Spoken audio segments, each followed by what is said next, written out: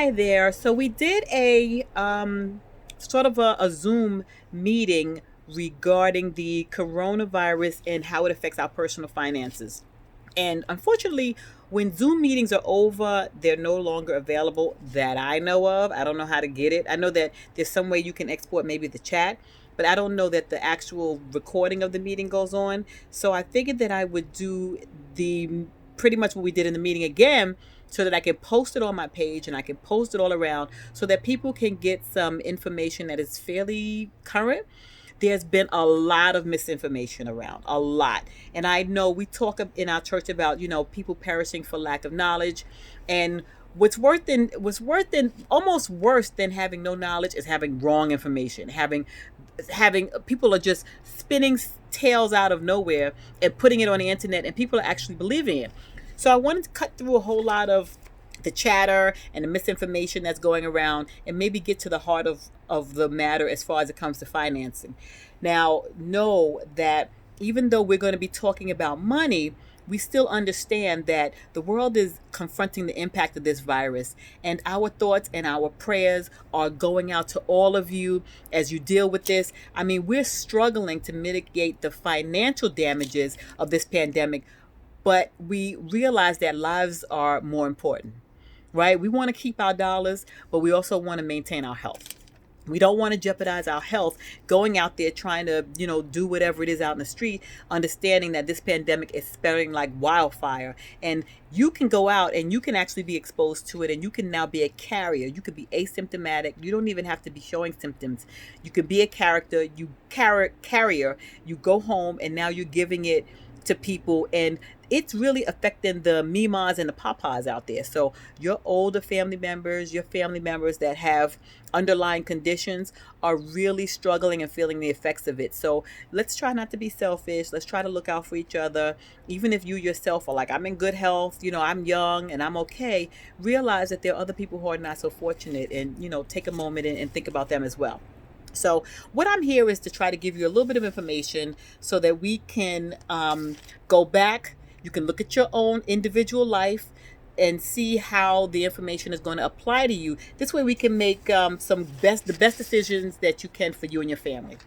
All right. All right. So first of all, I wanted to let you know that the way the government is dealing with this pandemic, and they're issuing a lot of these federal stimulus packages, they've been doing this for probably since the beginning of March. They've been thinking about this.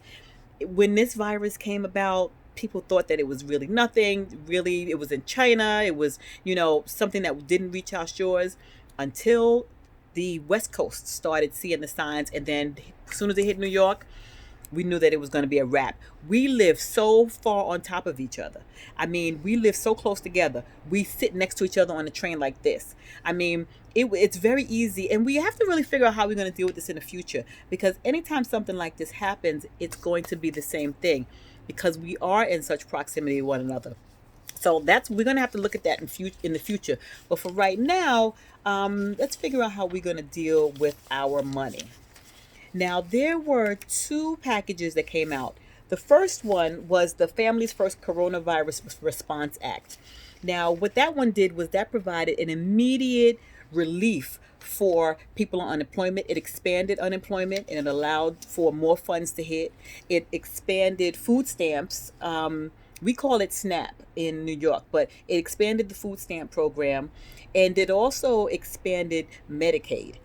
Medicaid was very crucial because there were people who don't have health insurance who were not going to the hospital to be diagnosed because they felt like they couldn't pay for it, and they didn't want to be on the hook for the extra expense.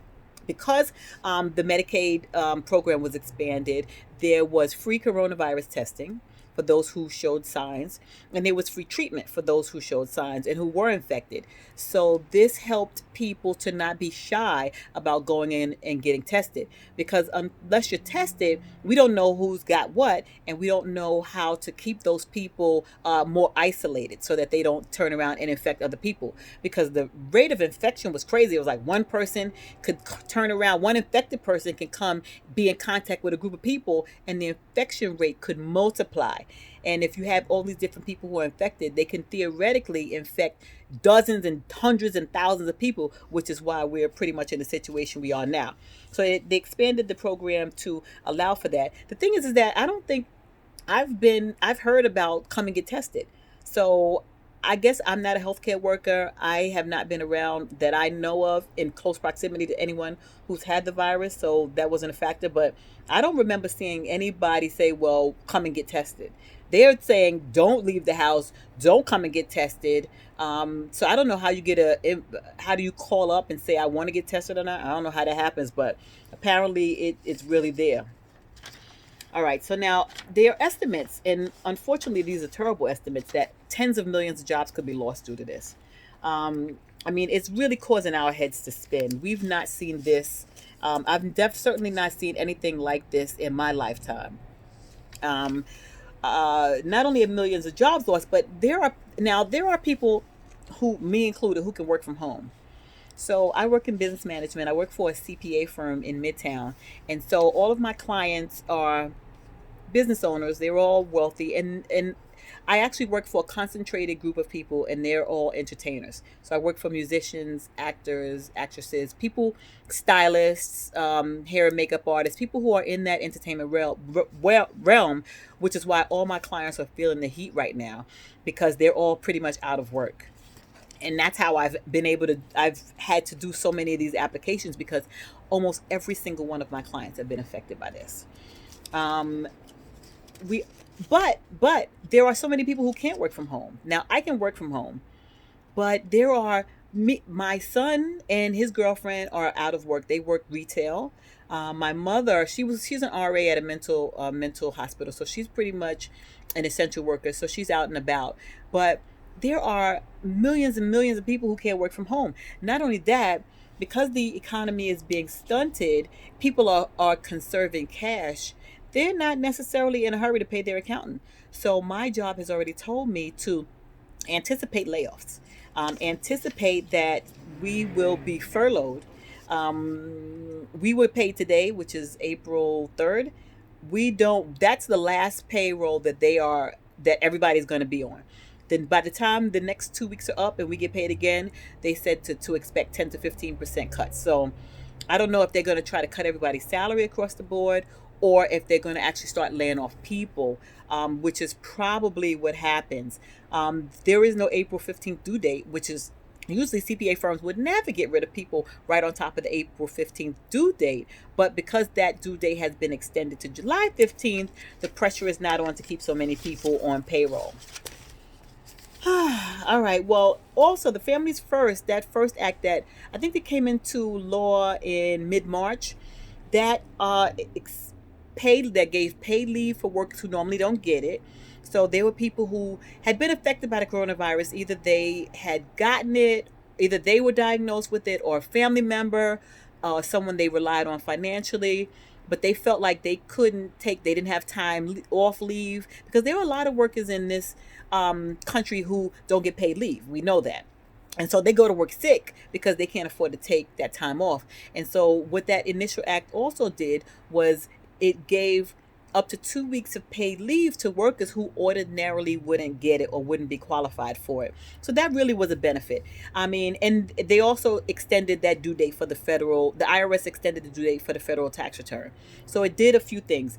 It expanded Medicaid, it expanded food stamps, it expanded the sick time off for the people who didn't have that benefit, and it expanded unemployment. It allowed unemployment to be a little bit wider. So that was great, because a lot of people fell into the net of being unemployed that wouldn't normally have been eligible for unemployment. So this kind of helped them out. The second act expanded on that, and I'm going to actually get to that next. That's the one you're probably most familiar with, this so-called stimulus package. It's called the CARES Act. And this act did a few different things. Okay, so first things first, it gave out the stimulus payments. So that's what most people are super concerned with, because they like, where my money, honey? This $1,200 is the most talked about $1,200 I've ever heard of. Now remember, the $1,200 is for single people, for individual people. Now, if you filed, you can file. Okay, so you can file as three things. You can file as, this is when you're doing your federal income tax and your state income tax. You can file as single, you can file as head of household, or you can file as married. Now, you could be married filing jointly, or you can married filing separately. So now, if you're single, head of household, or married filing singly, that $1,200 is in play. That's all you're going to get. You're not going to get any more than that if you file in any of those ways. If you are married filing jointly, there are two of you now. There's you and there's your hubs. You each get $1,200, so that's $2,400, right? Nobody's getting more than $1,200 per person. Now, that this is all a tiered system. It's based on how much you make. If you're a single person and you make over $99,000, you're going to get nothing. You're going to get zero. And that's because that $1,200 is for people who actually make $75,000 and below.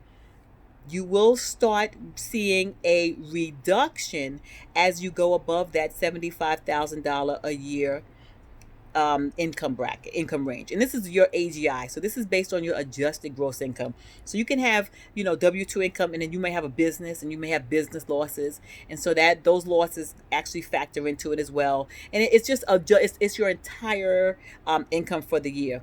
And they're going to be looking at 2018's tax return if you haven't filed for 2019. If you have, maybe you might want to file if your situation changed. So if you were head of household, now, like you had a baby, now you had a household, and now you're not single, you might want to file so they can look at 2019 because your income is allowed to be a little higher. If you're head of household, instead of that 75,000, you can make up to 112. You can make 112.5, and that will be the income you get to get that full $1,200. You also get $500 per child, so that's actually a plus as well. So if it's you and your husband, that's $2,400, and if you have two children, that $500 per, that's an extra $1,000, so $3,400 for a family of a husband and a wife with two children. And that's what your stimulus amount would be if you make under the income range, which is I think 146 for a couple. Oh, no, 198,000 for couples. So you have to be your income between 150 and 198 for a couple. All right, so that's pretty good. Now, unfortunately, that works well for, certain parts of America, the South, maybe middle America. When you get into the higher cost of living states like New York, like maybe Connecticut, California for sure, Washington, those areas, $75,000 is not enough. It's not a lot there. So and actually 99,000, which is the top in order to get anything. That's not a lot either. I mean, there are people who are in California who make 99,000, and you could pretty much almost be eligible for food stamps. I mean, it's such a high cost of living state that those ranges are supposed to it's taking the entire country into consideration, and it really isn't looking at individual people's, because you would think if you lived in New York, that range would be maybe a little higher because the incomes are a little bit higher. So, I mean, I don't know. They're thinking about, if this doesn't do what it's supposed to do, they're thinking about looking at another stimulus in July. So maybe, people will get some relief there. So after the stimulus payments, the cash payments, what this CARES Act did was it adjusted the unemployment. This is a huge thing because now we have another 6 million people on unemployment.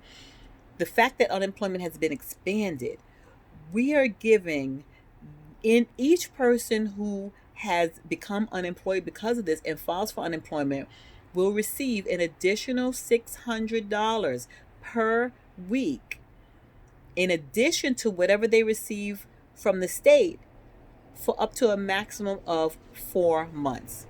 This is huge because in New York, and I'm going to talk about New York because that's where I live, so I know the Department of Labor rules. In New York, the maximum unemployment amount is $504. This CARES Act would give you an additional $600 per week on top of that for a total of $1,004 per week for up to 4 months. That is great. No, 1,100, and I work in accounting. I should be ashamed of myself.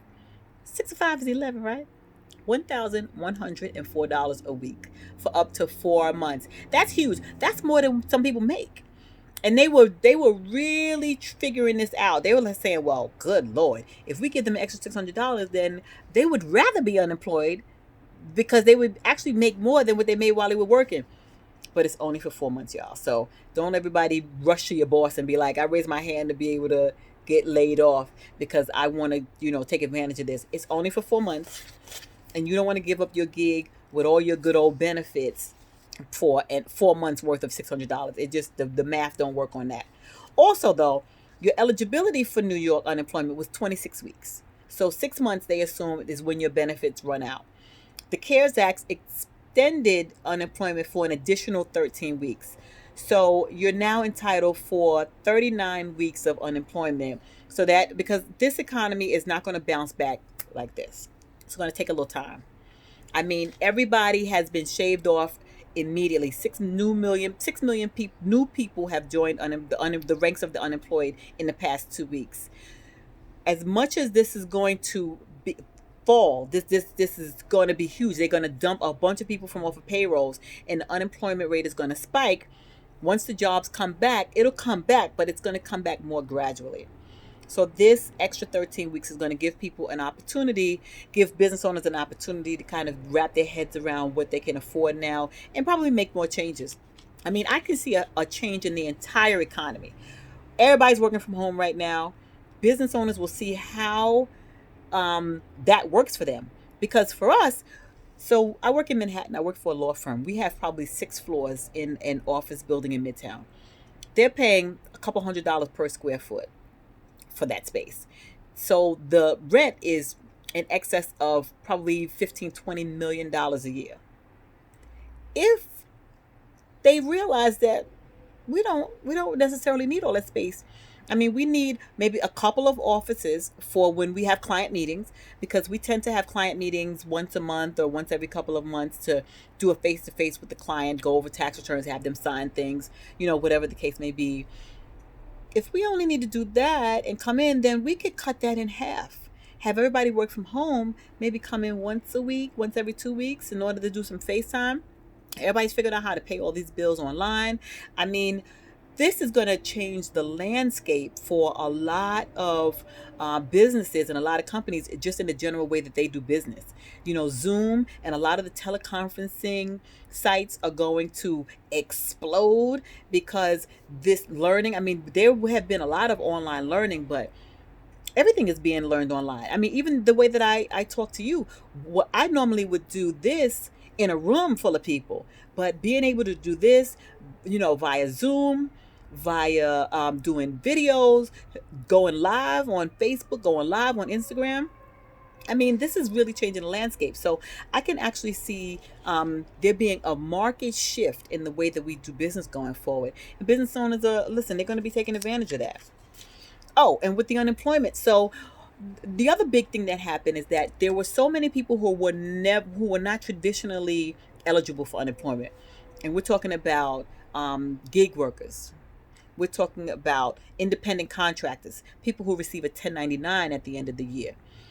Furloughed workers, which is people who weren't fired, but they pretty much laid you off for a few months. You can come back. They just don't know when. So you're sort of temporarily laid off. And usually those people, if you're not fired, you can't collect unemployment.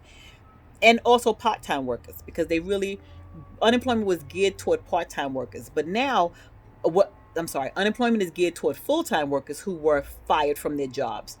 This allows part-time workers to also apply.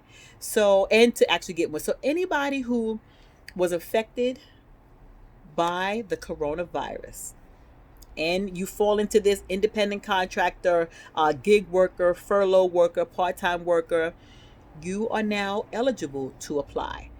Now, it could mean that your job was closed. It could mean that your job has shaved off a bunch of people because they just don't need the manpower because people aren't shopping like they used to. Or there are limits to the number of people who can be in an establishment at any one time, so they just can't have a full staff if they also want to have customers in at the same time. Or if your child's school has closed and now you have to provide childcare, and so now you cannot go to work. If your job shut down for any other reason, if you yourself have been diagnosed with the coronavirus, maybe your husband has, maybe whoever the breadwinner in the family, somebody you relied on financially has been diagnosed. I mean, those are all ways that would allow you to apply for unemployment. If there's any reason why, because if you've been diagnosed, you can't go to work. If your husband has or your partner has been diagnosed and you are in their vicinity, then you still can't go to work because you've been exposed. And if you've been exposed, rather than run the risk of now you exposing a bunch of other people, you would rather just stay home. And those are all reasons why, related to the coronavirus, that would allow you now to apply for unemployment, especially under this expanded definition of who all is eligible. All right. So, I mean, they've done a lot here. They've really done a lot. They've also made a provision regarding our retirement accounts. And this is big because I've not heard of this happening either, where the IRS, now when you have a 401k, if you're allowed to start withdrawing the money, but you have to be 59 and a half. If you do not make 59 and a half, unless there is some hardship kind of reason, and when they say hardship, they're not making it easy. There's a whole bunch of hoops you have to jump through. They're saying now, if you have to withdraw money from your 401k, we are not going to penalize you with that 10% penalty. Not only that, any tax that you would owe, because if you have had your 401k for years and years and years, and you go to sell, you will probably have some capital gains. I mean, hopefully, although this economy, the stock market is doing one of these. Every time you turn around. I had a conversation with the people that we work with, who does the investments for our clients, because, the clients come to us and we loop in, the investment people, and we talk about where are we? Because this is what we pay them for. We pay you for your expertise, and we pay you to know what it is that's going on. Now, you clearly don't know, but you should have some idea. I mean, are we at the bottom of a V? Are we at the top of a W?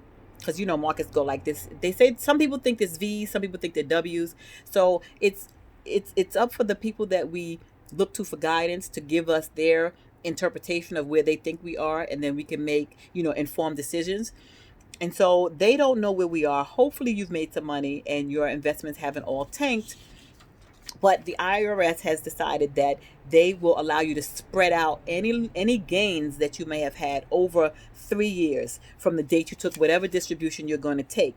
So this is a relief, because not only are you not having the penalties, but you also don't have to pay that capital gain when you file your 2020 tax return. You can actually spread that gain out over 3 years. So that's really a great benefit, especially if you're a mature person, you've had a 401k for a while, and you've had quite a bit of capital gain. All right. Oh, there's also, if you have a workplace 401k, you can actually take a loan from it. And normally you wouldn't be able to borrow more than, I think, 50% of your balance, the balance that's in your corporate retirement fund, but they've relaxed that for this. So you can actually take out more than the 50%. And because they know people are struggling. Listen, people are struggling. They don't have a job. What is the point of having $100,000 in your 401k and you can't eat? I mean, that's really a no-brainer. So definitely look into all of these things. You really want to kind of make sure that you get a grip. You take a breath, because there's so much going on. I mean, we're bombarded with information every day, all day. If it's not on one side, it's how many deaths every day, right? How many deaths? How many people you see in RIP on your timeline? We're looking at, and it takes a toll on us. We're looking at making sure, now we've been laid off, so now we are figuring out how we're going to pay our bills, and who do we have to talk to in order to let them know that we're struggling. Some of us are very prideful, and we don't necessarily want to go to public assistance or get food stamps or Medicaid because we've lost our jobs. We don't want to do that. The good thing about this isolation and this shelter in place is that all of the offices now are online. So you don't have to worry about anybody looking at you going in to apply for Medicaid because all of the applications are now being done online. There is no office to go into. Right? So definitely don't feel, ashamed because it's not your fault. Don't be discouraged because you don't want people to think that you can't handle your business for some way. This is happening to millions of people. So there's no reason to be ashamed or embarrassed about the situation you're finding yourself in. The only shame is in not taking advantage of the programs that are put in place to help you. Because we all go through this at some point. And so there is no shame. You go, you grab as much as you can, because when we come out of this on the other side, we want to come out healthy. We want to come out with a roof over our head. We don't want to come out with terrible credit, which is why I've been telling everybody to get ahead of everything. I mean, some of us have mortgages. Most mortgage companies, they've gotten together, especially the biggest one, Wells Fargo, US Bank, Citibank, JP Morgan Chase. They have all come together and are issuing deferments for 90 days at least. But you got to call them. You can't just stop paying your mortgage. You have to call them, find out what their individual plans are, and then have them note your account and adjust your account. And they will give you what your options are as far as paying back, because you're not paying. You're just pushing that payment back. I actually spoke to one of my team members, and she was telling me that I think she and her husband went for a deferment, and they gave her a couple of options, and they weren't all that amazing. It was, you either at the end of the deferment period, you pay all of your mortgage up front. You can maybe apply for a modification of your loan, or you sell your house. And I was like, sell your house? That's aggressive. But she said, listen, that's what they told her. And so you have to find out what terms your bank has and what your bank's policy is on how they're going to deal with this corona virus situation, and then use that. Because listen, if your bank is being very difficult to deal with, and they don't realize that we are dealing with a global pandemic and there are millions of people who are losing their jobs, and if they want to take a very hardened stance, then you think about that the next time it's time for you to redo that mortgage. You think about whether or not that this is a carrier that you want to continue to have. Right? Because they're not doing you any favors, especially if you have decent credit. You can get better terms someplace else. If they tell you that if you either do a modification or you sell your house, you might think about taking a mortgage out with somebody else. But we deal with that when we get another job or when we get our situations in place. All right? We'll deal with those who didn't deal with us fairly. They'll get theirs in the end. All right, the same goes with credit card companies. There are a few companies who have decided to either reduce or eliminate interest, who will absolutely delete late payments. If your payment is going to be late, they will not charge you late payments. They will work with you. You may be able to skip your April payment and pick your payments back up again in May. So every credit card company, again, has a different position that they're taking, and they will offer you different programs. And so it's going to depend on you, probably your balance, what your credit history is, what your payment history has been like in the past, on whether or not what programs they will offer to you. But every bank has something. And if you go to their website, most of them have a coronavirus, task force page, and they give you the steps that you should take in order to, help them to help you. Auto companies are the same way. Auto lenders are not trying to repossess your car. They don't want your car. They want you to make your payments, and they want to be done. So to that end, a lot of them are also offering, 90-day deferments, and some of them are also offering up to 120 days. I mean, even my clients who have money, who are wealthy, are taking advantage of these programs, because what we're trying to do is hold on to cash. Hold on to cash. Pay nothing that you don't have to pay. Nothing. Keep your money, because we don't know what the future is going to bring. I may be fine today. I may be working from home today, but next month I may not have a job. And so rather than continue, to pay as usual as though I will be working and collecting a check every 2 weeks, I have to start hoarding money and making sure that I can, meet my obligations as far as food and electricity, and going forward, because those things you cannot defer. And so even if you have a few dollars, it does make sense to defer whatever you can. If you can defer that mortgage payment, if you can defer that auto payment, if you can defer a credit card payment, whatever you can push back so that you can wrap your head around what your situation is or is going to be. I mean, that gives you some breathing room to kind of make a new plan, make a new spending plan, and figure out what you can do. All right. Now, if you listen, and with cars and everything else, I mean, if you're having trouble with this car payment, this may not be a bad time to sell your car. If you have too much car, especially if you have a very expensive car payment, you might want to sell that car, and you may be able to get a cheaper car. You may be able to sell your current car and still buy yourself, something that's going to get you from point A to point B, especially if you're in one of the industries that's really hard hit. Any kind of entertainment industry, everything has been, all of my clients who are musicians, every show has been canceled. Everything where we meet has been canceled. Every festival, every live performance, it's all flat right now. And so if you're in any of those industries, it definitely would behoove you to really rethink your position on having any kind of luxury cars, or doing anything that's going to cost a lot of money. Gym memberships, subscriptions that you don't use, just everything. Just start going through your credit card and just cutting the non-essentials. Cut the non-essentials. Oh, student loans, another interesting point. Listen, we've been hearing about student loans ever since the presidential debate's been going. Bernie Sanders have been beating us over the head with how horrific student loans are. I don't have any student loans, but I know that our graduates, our recent graduates, even people who graduated 10 years ago, are still struggling under the burden of these huge student loans. And to that end, all of the federally backed student loans have ceased to be charged, or not being charged interest on, until September 30th. So if you have a federally backed student loan, there will be no interest on your loan for the next until September 30th. So if you are making payments, all your payments will be going towards principal, which is amazing, right? That will knock down that balance even faster.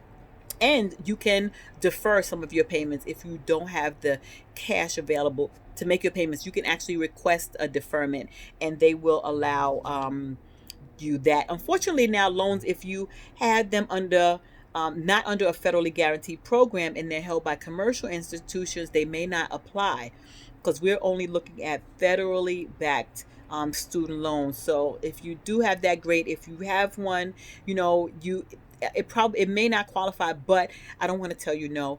It's still a great idea to reach out to your lender directly and see if you qualify for anything.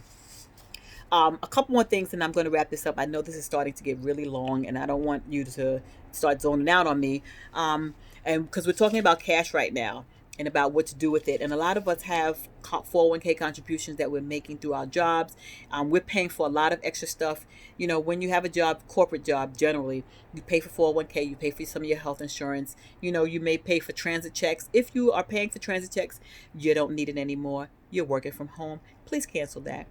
If you're not still commuting to work, you don't need commuter benefits, right? You don't take the Metro North, you don't take the train. No need to have that come out of paychecks anymore, because we don't know when we're going to go back exactly.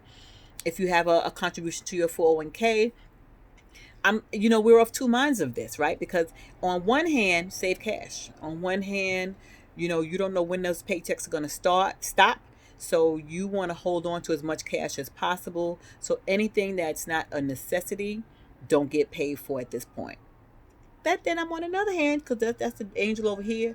And then there's another angel, they're both angels over here, that's saying, look, the market's on sale right now. So you can actually get shares so much cheaper than you could 2 months ago. So if you have a few dollars, then it might behoove you to keep that 401k contribution, buy up shares while the costs are low. So I guess it kind of depends on where your mind is, right? There are a lot of different types of people in the world. There are people who hoard toilet paper, and there are people who don't. There are people who see a down market and say, I'm going to invest. People who see a down market and say, I'm going to put all my money out. So it just depends on what your risk tolerance is and what your level of security in whether or not you're going to still have employment, right? Because listen, we may, okay, so we